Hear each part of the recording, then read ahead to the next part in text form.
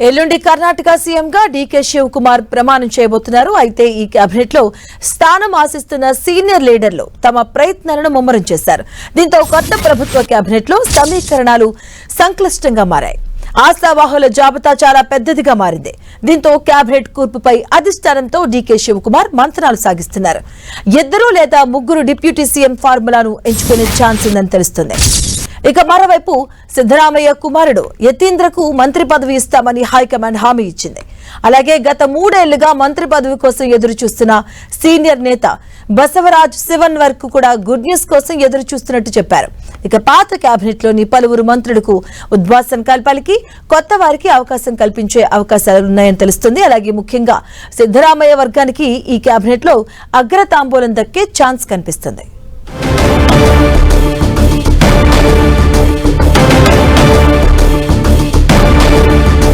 Cabinet కూర్పుపై అధిష్టానంతో DK Shivakumar మంత్రాలు చేస్తూ ఉన్నారు. ఇద్దరు లేదా ముగ్గురు డిప్యూటీ సీఎం ఫార్ములాను ఎంచుకునే ఛాన్స్ కనిపిస్తుంది కర్ణాటక కేబినెట్ లో. అలాగే ఎల్లుండి కర్ణాటక సీఎం గా డీకే శివకుమార్ ప్రమాణం చేయబోతున్నారు. ఈ నేపథ్యంలోనే అధిష్టానంతో కూడా ఆయన మంత్రాలు చేస్తున్నారు. కేబినెట్ ఎన్నిక కూర్పుపై వేసుకుని కూడా కేబినెట్ స్థానం సీనియర్ లీడర్లు కూడా కేబినెట్ లో ఆశిస్తున్నారు స్థానాన్ని. అలాగే ఇటువైపు చూస్తే కేబినెట్ స్థానాలు కూడా పోటీ కూడా చాలా ఎక్కువగా కనిపిస్తుంది. కొత్త కేబినెట్ లో సంక్లిష్టమైనటువంటి సమీకరణాలు కనిపిస్తూ ఉన్నాయి. చాలా పెద్దగా ఆశావాహుల లిస్టు కూడా ఉంది. ఈ నేపథ్యంలోనే అధిష్టానం పైన చర్చలు జరుపుతున్నారు డీకే శివకుమార్. సిద్ధరామయ్య కుమారుడు యతీంద్రకు కూడా మంత్రి పదవి ఇస్తామని హైకమాండ్ హామీ ఇచ్చిన నేపథ్యంలో అలాగే ఈసారి కర్ణాటక కేబినెట్ లో సిద్ధరామయ్య వర్గానికి అగ్రతాంబూలం ఇచ్చే ఛాన్స్ కూడా కనిపిస్తుంది. గత 3 ఏళ్లుగా మంత్రి పదవి కోసం ఎదురు చూస్తున్నటువంటి సీనియర్ నేతలు కూడా ఉన్నారు. ఇలా ఆశావాహుల లిస్టు కూడా చాలా ఉంది. ఈ నేపథ్యంలోనే కేబినెట్ కూర్పుపై అధిష్టానంతో డీకే శివకుమార్ మంతనాలు చేస్తూ ఉన్నారు. ఇదే అంశానికి సంబంధించిన పూర్తి అప్డేట్స్ మా కరెస్పాండెంట్ గోపి అందిస్తారు. గోపి,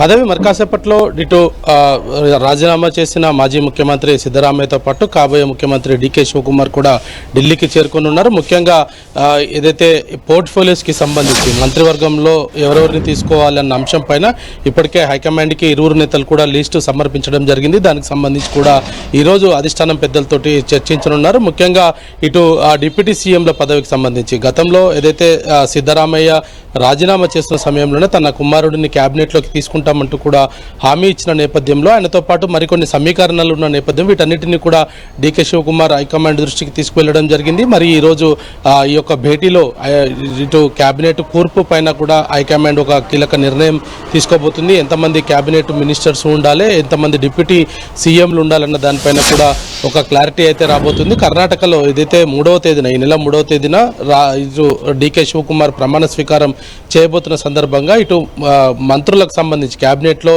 కొత్త వారికి అవకాశం ఇవ్వడంతో పాటు పాత వారిని ఎవరెవరిని తీసుకోవాలన్న అంశం పైన కూడా ఈ యొక్క భేటీలో ప్రధానంగా చర్చ జరగబోతుంది. మరి కాసేపట్లోనే ఇరువురు నేతలు కూడా ఢిల్లీకి చేరుకోబోతున్నారు.